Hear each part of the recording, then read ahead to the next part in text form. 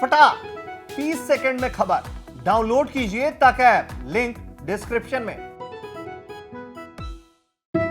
भारत तक अब नए अंदाज में।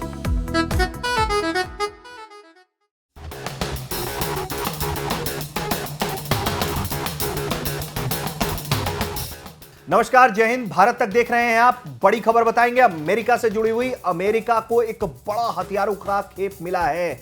ये ऐसा हथियार का खेप है जिससे किसी देश के भीतर युद्ध छेड़ा जा सकता है या गृह युद्ध छेड़ा जा सकता है, वो भी बहुत आसानी से।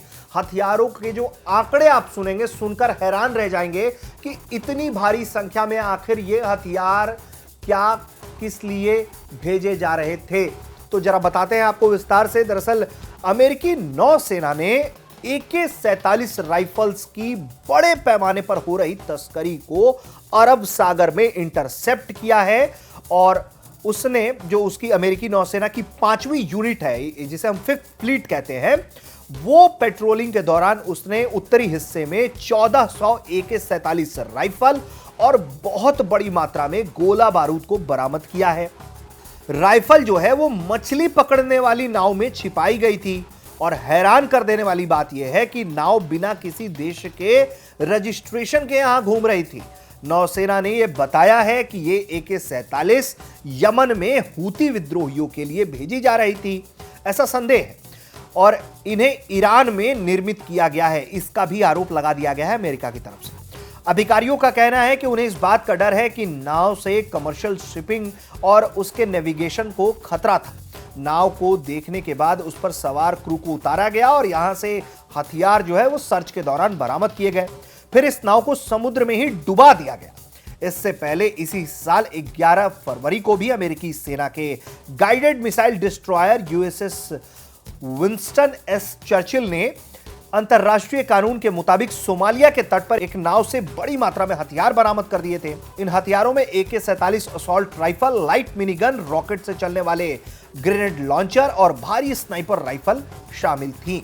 अमेरिकी नौसेना ने बताया है कि अरब सागर के उत्तरी हिस्से में USS टेम्पेस्ट और USS टाइफून की पेट्रोलिंग के दौरान मछली पकड़ने वाली एक संदिग्ध नाव दिखी थी। उस पर किसी देश का झंडा नहीं था, जिसके बाद उस नाव के बारे में पता किया गया और उसके बाद संदेह परिस्थिति को देखते हुए इसकी तलाशी लेने का फैसला हुआ। तलाशी के दौरान 1400 AK-47 राइफल और कम से कम 2,26,000 राउंड गोला बारूद बरामद हुए हैं।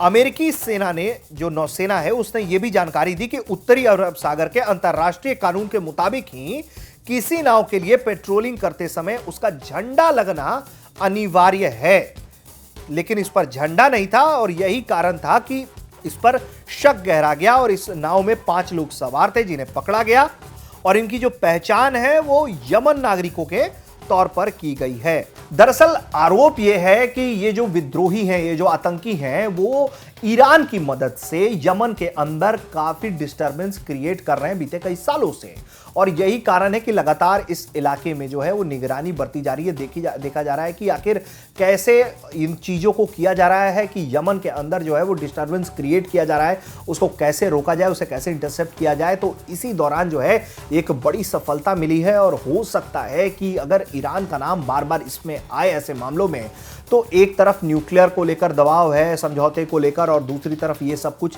तो हालांकि इससे ईरान की परेशानी जो है वो बढ़ सकती है। इस मामले में जो भी बड़े अपडेट होंगे वो भी भारत तक आपको बताएगा। देखते रहिए भारत तक।